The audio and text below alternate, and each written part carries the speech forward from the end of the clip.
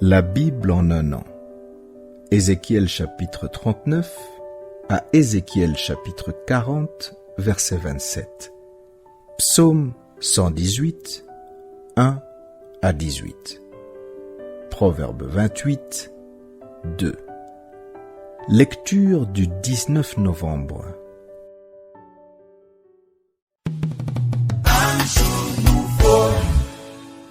Jacques chapitre 2, verset 18 à Jacques chapitre 3. Mais quelqu'un dira, « Toi tu as la foi, et moi j'ai les œuvres. Montre-moi ta foi sans les œuvres, et moi je te montrerai la foi par mes œuvres. Tu crois qu'il y a un seul Dieu? Tu fais bien. Les démons le croient aussi, et ils tremblent. Veux-tu savoir, ô homme vain, que la foi sans les œuvres est inutile? Abraham, notre père, ne fut-il pas justifié par les œuvres lorsqu'il offrit son fils Isaac sur l'autel? Tu vois que la foi agissait avec ses œuvres, et que par les œuvres, la foi fut rendue parfaite. Ainsi s'accomplit ce que dit l'Écriture. Abraham crut à Dieu, et cela lui fut imputé à justice, et il fut appelé ami de Dieu.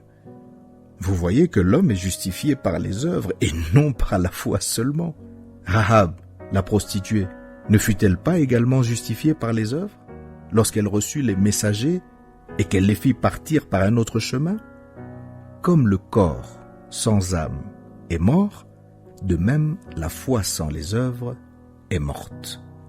Mes frères, qu'il n'y ait pas parmi vous un grand nombre de personnes qui se mettent à enseigner, car vous savez que nous serons jugés plus sévèrement. Nous bronchons tous de plusieurs manières. Si quelqu'un ne bronche point en parole, c'est un homme parfait, capable de tenir tout son corps en bride. Si nous mettons le mors dans la bouche des chevaux pour qu'ils nous obéissent, nous dirigeons aussi leur corps tout entier. Voici même les navires qui sont si grands et que poussent des vents impétueux sont dirigés par un très petit gouvernail au gré du pilote. De même, la langue est un petit membre et elle se vante de grandes choses. Voici comme un petit feu peut embraser une grande forêt, la langue aussi est un feu. C'est le monde de l'iniquité. La langue est placée parmi nos membres, souillant tout le corps et enflammant le cours de la vie, étant elle-même enflammée par la géhenne. Toutes les espèces de bêtes et d'oiseaux, de reptiles et d'animaux marins sont domptés et ont été domptés par la nature humaine. Mais la langue, aucun homme ne peut la dompter. C'est un mal qu'on ne peut réprimer. Elle est pleine d'un venin mortel.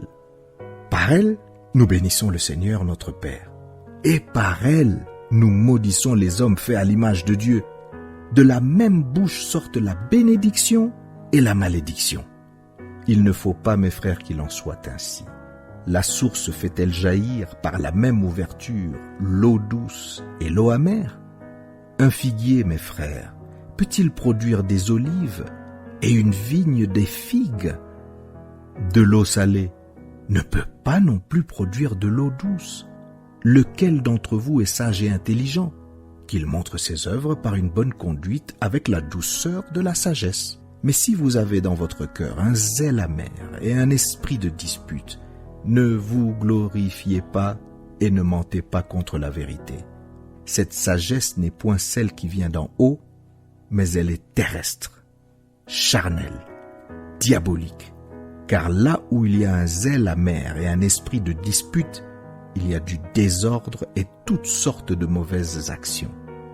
La sagesse d'en haut est premièrement pure, ensuite pacifique, modérée, conciliante, pleine de miséricorde et de bons fruits, exempte de duplicité, d'hypocrisie.